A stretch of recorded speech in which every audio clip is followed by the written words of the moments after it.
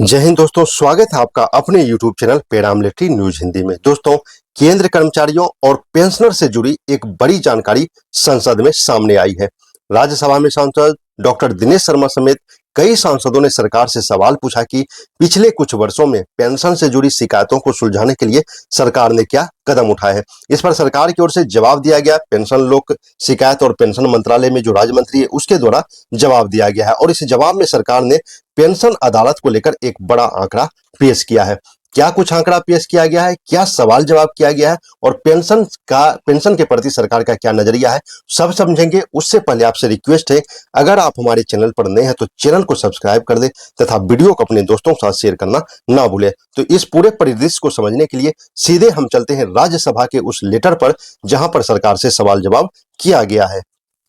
तो जैसा कि आपको स्क्रीन पर दिख रहा होगा, ये government of India, ministry of personnel public grievance and pensioners, department of pension and pensioners welfare द्वारा राज्यसभा का लेटर है, जो कि प्रश्न संख्या है 2367। यहाँ पर पेंशन अदालत के लिए सरकार से सवाल किया गया है। सवाल करने वाले हैं डॉक्टर दिनेश शर्मा, डॉक्टर मेधा विश्राम कुलकर्णी, श्री मदन राठौड़, श्री अशोक राव शंकर राव चौहान, डॉक्टर परमार जसवंत सिंह सलाम सिंह, श्री दीपक प्रकाश और श्रीमती सीमा द्विवेदी। इन सभी सांसदों ने सीधे प्राइम मिनिस्टर से सवाल किया है। पेंशन के संबंध में क्या सवाल किया गया है, चलिए पहले हम उसको देखते हैं, फिर हम समझेंगे पेंशन अदालत क्या चीज होता है, इससे हमारे पेंशनर्स को क्या फायदा मिलता है और उसके बाद हम जानेंगे सरकार ने क्या आंसर दिया है। तो पहले हम प्रश्न समझ लेते हैं। यहाँ पर तो पहला ही महत्वपूर्ण प्रश्न सरकार से किया गया है कि यहाँ पर लास्ट 3 ईयर का जो पेंशन अदालत क्या राज्य में आयोजित की गई है उसकी जानकारी हमें दे।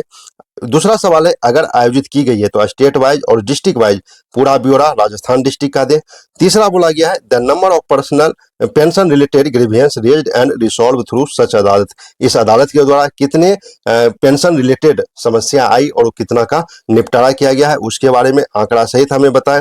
साथ ही साथ चौथा जो महत्वपूर्ण सवाल है, वेदर ऑनलाइन और hybrid mode have been adopted for the conduct of such अदालत and if so and the details thereof. यानी कि क्या इसके लिए कोई हाइब्रिड मॉडल्स ऑनलाइन अपनाया गया है, उसके बारे में आप हमें जानकारी दे। कैसे अदालत संचालन के लिए ऑनलाइन या हाइब्रिड मोड अपनाए गए हैं या नहीं, अगर अपनाए गए हैं तो उसका विवरण क्या है वो भी आप हमें बताएं। तो यहाँ पेंशन के लिए, पेंशन से संबंधित महत्वपूर्ण सवाल सीधे प्रधानमंत्री से किया गया और सरकार की तरफ से जो पेंशन राज्य मंत्री है डॉक्टर जितेंद्र सिंह के द्वारा यहाँ पर जवाब दिया गया है। लेकिन उससे पहले हम समझ लेते हैं कि ये पेंशन अदालत आखिर होता क्या चीज है, ये पेंशन अदालत क्या मामला है पेंशन अदालत का। तो मैं आपको बताऊं कि पेंशन अदालत ये सभी डिस्ट्रिक्ट, सभी राज्य के डिस्ट्रिक्ट, जो भी आपके department BSF, CRPF, ITBP, SSB, आप जिसमें भी है, जिसके भी आप पेंशनर्स हैं और नजदीक में जो भी आपका डिपार्टमेंट है, वो समूह केंद्र हो, ग्रुप सेंटर हो या फ्रंटियर हेडक्वार्टर हो, वहां पर इसका आयोजन किया जाता है पेंशन अदालत का।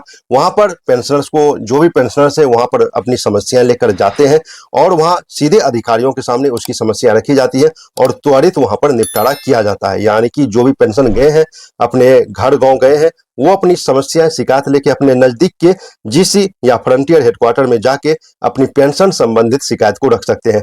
पेंशन अदालत कब आयोजित किया जाता है, इसका डेट भी डिपार्टमेंट के द्वारा जारी किया जाता है कि इस डेट में इस जगह पर पेंशन अदालत का आयोजन किया जा रहा है, सभी को जानकारी दिया जाए डिपार्टमेंट के द्वारा, जो भी आपके पेंशनर्स है। तो इसका डेट भी अनाउंस किया जाता है कि इस डेट को इस डिस्ट्रिक्ट के जहां पे आप लोग का हेडक्वार्टर है वहां पर इसका पेंशन अदालत आयोजन किया जा रहा है। आप लोग का जो भी समस्या है पेंशन से संबंधित, आप लोग यहाँ पर उपस्थित हो और अपनी समस्या रखे। तो ये होता है पेंशन अदालत, जो कि आयोजन किया जाता है डिपार्टमेंट के द्वारा।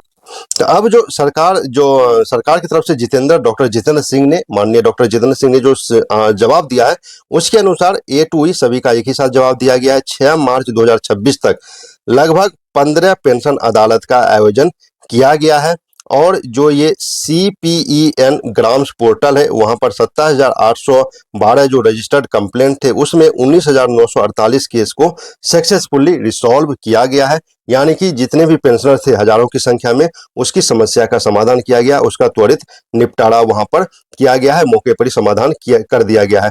बाकी मामलों का क्या हुआ, तो यहाँ पर बताया जा रहा है कि तो यहाँ पर बताया जा रहा है कि द बैलेंस ग्रीवेंस मतलब जो भी मामले वहां पर सेटल नहीं हुए हैं, जिसका भी जवाब नहीं दिया गया, उसको लगातार फॉलोअप में रखा गया है, उससे लगातार मीटिंग की जा रही है और उस केस को मॉनिटरिंग किया जा रहा है कि उसके पेंशन में क्या समस्या हो रही है, क्यों नहीं उसका अभी तक निपटारा हो पा रहा है। तो इसको लगातार मॉनिटरिंग भी किया जा रहा है, जो भी पेंडिंग केस पड़ा हुआ है। और यहाँ पर आगे बोलता है, जो हाइब्रिड मॉडल के लिए पूछा गया था, तो यहाँ पर बताया गया है कि पेंशन अदालत को हाइब्रिड मोड में आयोजित अब किया जा रहा है, यानी कि पेंशनर्स फिजिकल रूप में भी मिल सकते हैं और ऑनलाइन मोड में भी अपनी शिकायत दर्ज करा सकते हैं। इससे क्या है कि जो भी दूर दराज के गांव के ग्रामीण इलाके के हमारे पेंशनर्स आते हैं, वो अपनी शिकायत, अपनी समस्याएं पेंशन संबंधित आसानी से डिपार्टमेंट के सामने रख सकते हैं। तो दोस्तों, ये एक महत्वपूर्ण खबर थी जो कि सभी पेंशनर्स को मालूम होना चाहिए कि आपके लिए पेंशन अदालत का आयोजन किया जाता है।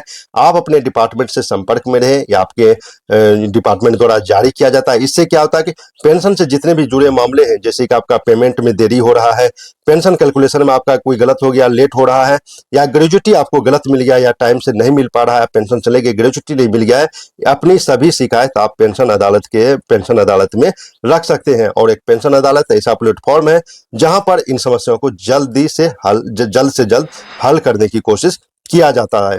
तो कुल मिलाकर सरकार का कहना है कि पेंशन अदालत के माध्यम से हजारों शिकायतों का समाधान किया जा रहा है। साथ ही हाइब्रिड मॉडल के जरिए अब ज्यादा से ज्यादा पेंशनर्स को इस प्रक्रिया से जोड़ा जा रहा है।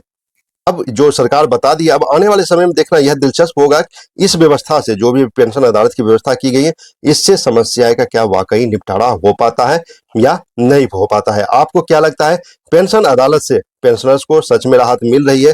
आप कमेंट में हमें जरूर बताएं और इस वीडियो को अपने सभी दोस्तों, सभी जवान और पेंशनर्स के साथ खासकर जरूर शेयर करें, ताकि उसको भी मालूम चले कि पेंशन अदालत जैसा कोई चीज है जो कि आयोजित किया जाता है। साथ ही ऐसे महत्वपूर्ण खबरों के लिए चैनल को सब्सक्राइब करें तथा वीडियो को अपने दोस्तों के साथ शेयर करना ना भूलें। मिलते हैं नेक्स्ट वीडियो में नए अपडेट के साथ, तब तक के लिए जय हिंद।